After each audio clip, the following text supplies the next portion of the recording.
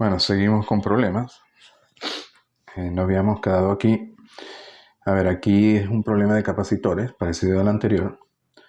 Tenemos 4 capacitores en el circuito, están conectados a través de las terminales de una caja negra. En T igual a 0, la corriente resultante IB para T mayor o igual que 0 es esto. Nos dan IB y nos dan las condiciones iniciales B sub A en 0, B sub C, B sub D. Y luego nos dicen encuentren para T mayor o igual que 0, B sub A, B sub B, B sub C, B sub D, I1 e I2. Bueno, en T menor que 0 nos dan las condiciones iniciales. Y en T mayor que 0 nos dan IB.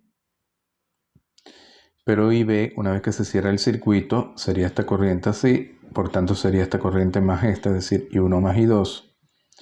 Donde I1 sería la corriente del capacitor 1 y este sería la corriente del capacitor 2. IB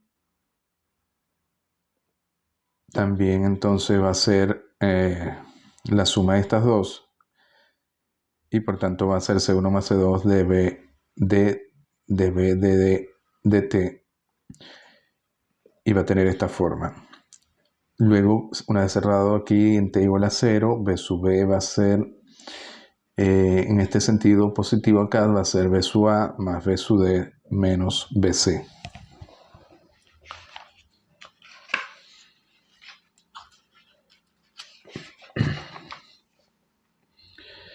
Luego B sub A, ¿qué podemos hallar? Tenemos I sub B, porque no lo dan, y podemos hallar entonces por B sub A y BC, porque la corriente de este capacitor y de este es IB.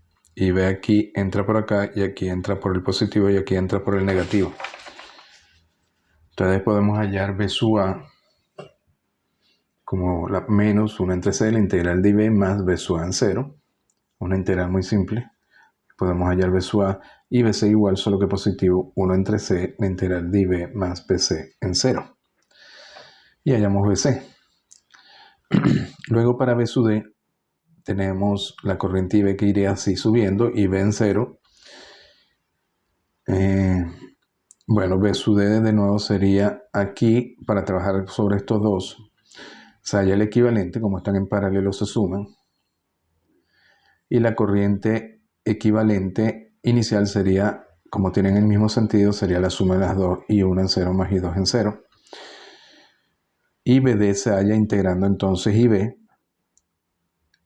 menos 1 entre C equivalente por la integral de IB más BD en 0. Y podemos hallar BD. Y luego de 2, B sub B sería esto, y podemos hallar B sub B de T. Luego la parte de, nos dicen hallar B sub D, y luego las corrientes. Bueno, B sub D ya la hallamos acá. Luego las corrientes tenemos I de T igual a I1 más I2. Nos daban I de T acá. Pero I1 sería C1 de B de T. Así que podemos hallar I1. Y I2 sería también C2 de B de T. Y ya podemos hallar I1 y I2. Luego nos dicen para el circuito anterior, calcule, bueno, esto es ya práctico poniendo valores, la energía inicial almacenada en los capacitores. Bueno, la energía es un medio de CB cuadrado para cada uno de los capacitores en T igual a 0. Como tenemos esto en función de T, lo evaluamos en T igual a 0 y hallamos W en 0. La energía final almacenada en los capacitores, hacemos lo mismo. Necesitamos BA, BC y BD en infinito. Y W en infinito será un medio de CA B sub A en infinito al cuadrado, etcétera, etcétera. La parte C nos dice la energía total entregada a la caja negra. Bueno, tenemos entonces la energía en infinito y la energía inicial. ¿Cuál es la energía entregada a la caja negra? Es la diferencia, porque no se puede, no hay resistencia y por tanto no se pierde energía y si no se pierde energía se tiene que entregar a la caja negra. Así se toma la diferencia. 44.000 menos 54.000 nos da 10.000 nanojoules. Ahora, da negativo. Quiere decir que el circuito da una energía negativa, quiere decir que está entregando potencia y la tiene que entregar a la caja negra. Entonces la energía total entregada a la caja negra va a ser de 10.000 nanojoules y esta la absorbe. Luego la D nos dice el porcentaje de energía inicial que se entrega a la caja negra.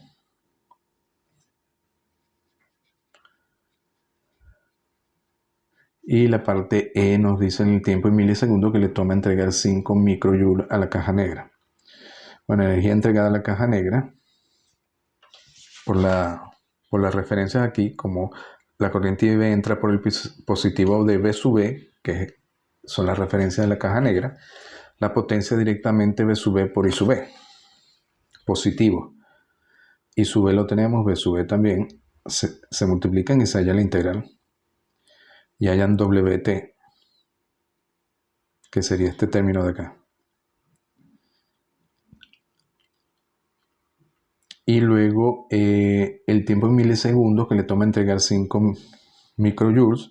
Bueno, si esto lo hacen, de hecho si ponen t igual a 0, les da menos 10 por 10 a la menos 6 más 10 por 10 da 0. Entonces el tiempo de milisegundos que le toma entregar 5, este WT se iguala a 5 microjoules y se despeja t y nos da 1,39 nanosegundos. Y el porcentaje de energía inicial que se entrega a la caja negra, bueno, hemos dicho que se entregan 10.000, de una inicial de 54 se está entregando el 18,51%.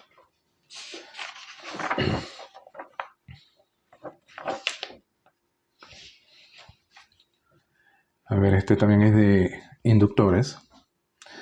Sea VG el voltaje a través de la fuente de corriente en el circuito, la referencia para VG es positiva en la terminal superior de la fuente de corriente acá. La parte A encuentra VG como una función del tiempo cuando IG es esta forma. Nos dan IG.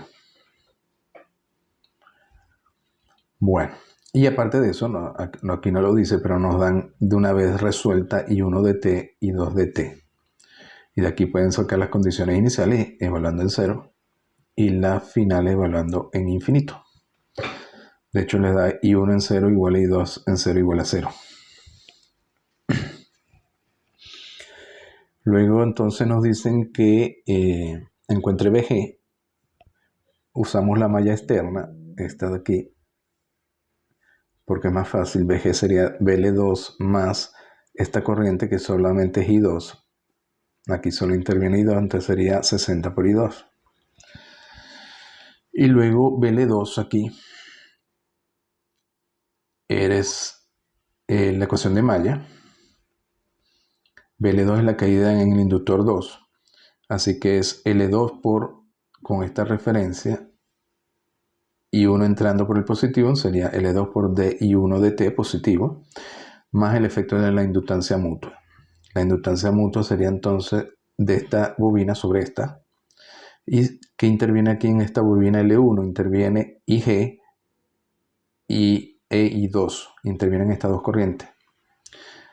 Entonces tendríamos que ver, por ejemplo, el efecto de I2. I2, como va en este sentido, sale por el punto, por tanto induce negativo acá y por tanto se opone a BL2 y va negativo, menos M de I2 de T.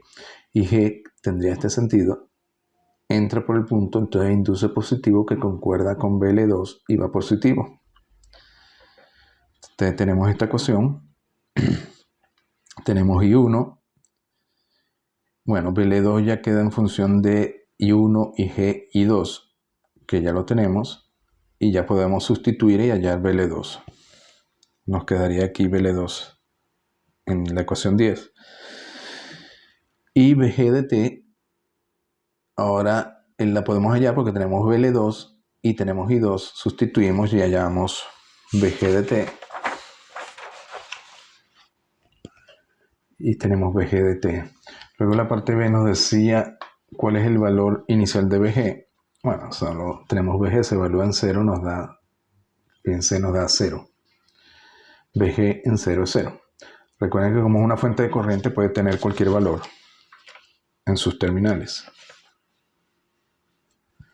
La parte C nos decía, encuentra una expresión para la potencia desarrollada en la fuente de corriente. Es decir, la potencia que entrega la fuente de corriente, porque la potencia desarrollada.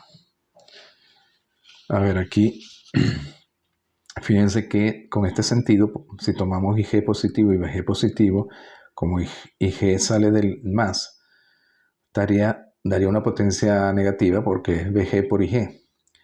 Y sería negativa porque estaría entregando potencia. Entonces la potencia entregada es directamente IG por VG. Tenemos IG y tenemos VG, simplemente se hace la multiplicación. Y nos queda entonces P y G de esta forma. Y la parte de cuánta potencia está la fuente de corriente desarrollando cuando T es infinito. Bueno, se evalúa en T infinito, nos da 960 vatios. Y la parte de calcula la potencia disipada en cada resistor cuando T es infinito. Bueno, aquí yo lo hice para uno solo. Para el resistor aquí hay que tomar el sentido de la corriente. Para el de 60 ohmios, la corriente I2 entra por el positivo, así que la potencia va a ser RI cuadrado positiva 60 por I2 al cuadrado positiva. Nos daría 60 vatios. Y se haría lo mismo con las demás resistencias. A ver, este ejercicio también es de inductancia mutua de inductores. No hay energía almacenada en el circuito al momento en que el interruptor se abre. Derive la ecuación diferencial que gobierna el comportamiento de I2 si L1 es 4, L2 16 Henry, M2 Henry y R0 32. Bueno, tenemos este circuito que se abre en T igual a 0. Cuando se abre tenemos dos mallas. Aquí vemos directamente que BL en este caso es 32 y 2. Para este BL2 sería. O bueno, o B2. B2 sería directamente 32 y 2. B1 sería esta malla, así que sería 4D y G de T más el efecto de la inductancia mutua. De nuevo, I2 sale por el punto, por tanto aquí se induce menos más, que va contrario a B1, entonces menos 2D y 2 de T. Hacemos lo mismo con B2. Tendríamos, en este caso I2 sale por el punto, produce más menos, que va en contrario a B2, así que va negativo, sería menos 16D y 2 de T, más la inductancia mutua, en este caso IG entra por el punto, produce más menos que coincide con B2, así que es más 2 de IG de T. Bueno, al final tenemos aquí D y G en función de I2, la ecuación diferencial, que era la parte A. La parte B era, demuestra que cuando IG es esto, T mayor o igual que 0, la ecuación derivada en A se satisface cuando I2 es esto. Esto debería ser una solución a esta ecuación diferencial. Es decir, si hacemos IG lo que nos dicen, 8 menos 8L menos T, sustituimos aquí y nos queda esta ecuación diferencial en I2. Y nos dicen que este I2, E a la menos T menos E a la menos 2T, debería ser solución de esta.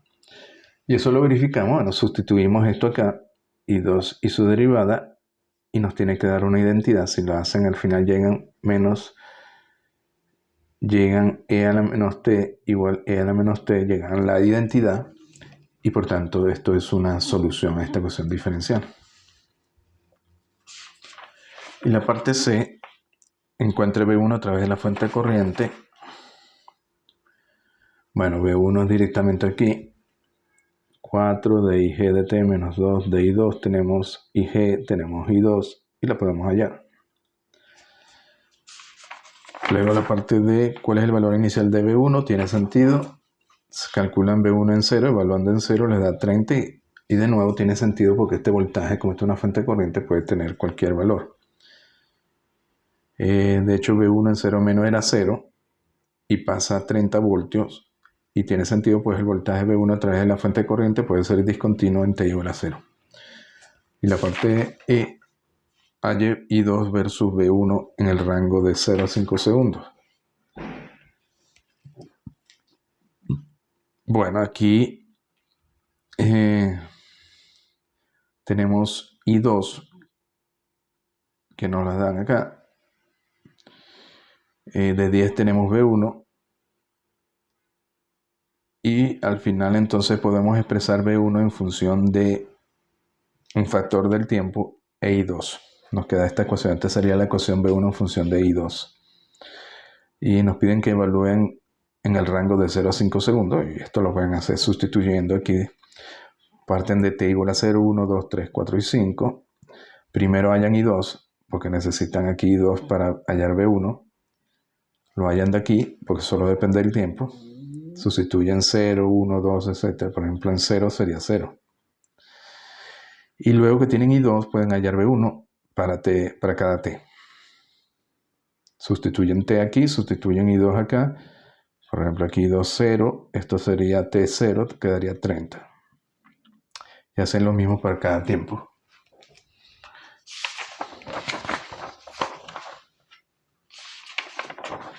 Y bueno, y al final incluso lo pueden graficar. Aquí grafiqué I2 en función, lo multipliqué por 10 para que tuviera más, se pudiera graficar sobre este eje. Y V1 tendría esta forma y I2 tendría esta forma.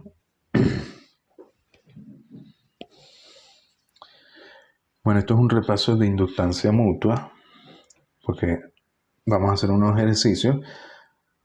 Esto es un resumen, lo pueden ver en el libro de Nielsen Riddle. Es muy sencillo, ¿no? Está bien explicado en el libro, lo pueden consultar y se entiende muy bien, ¿no?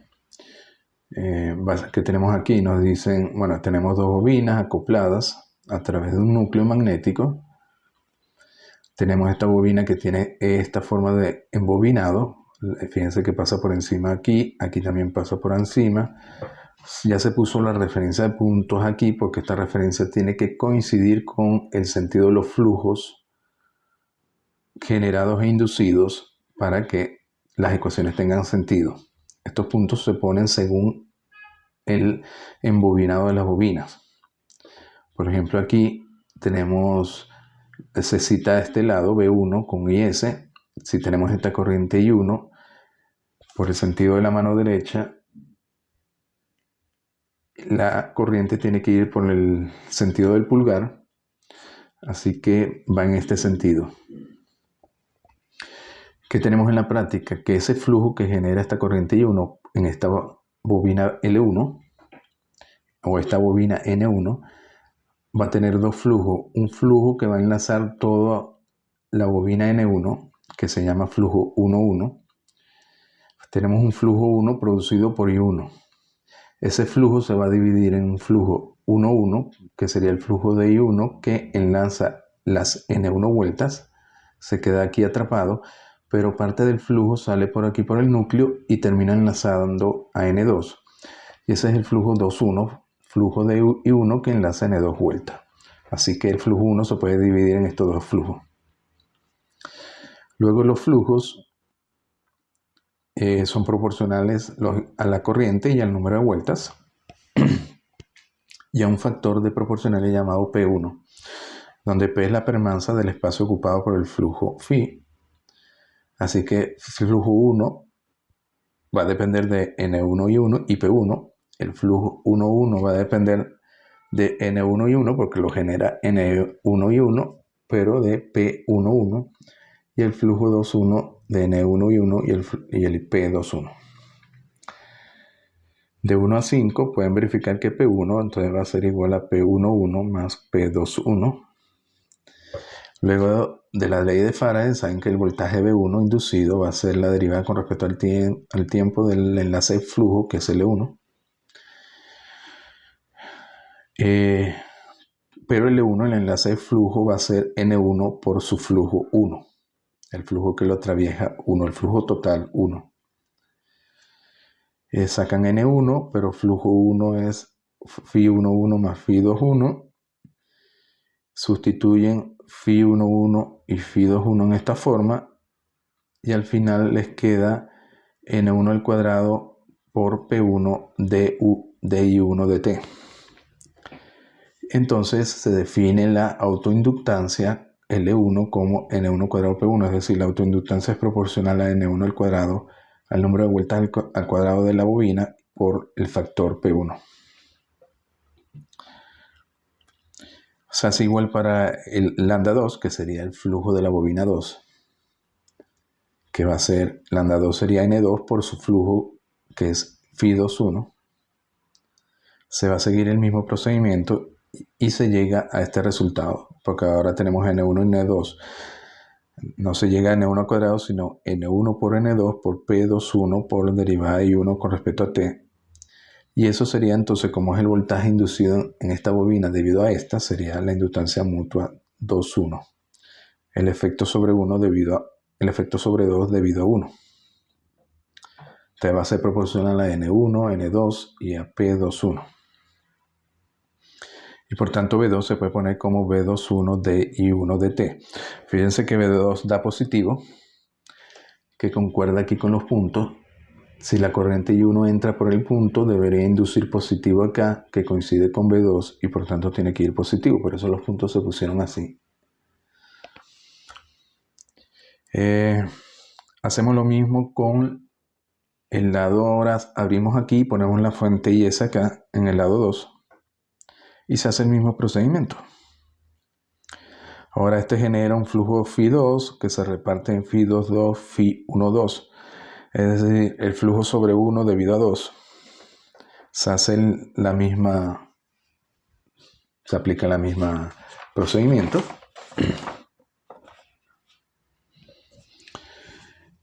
Y al final vamos a llegar a que B2 va a ser, como era de esperar, proporcional a N2 al cuadrado y a P2.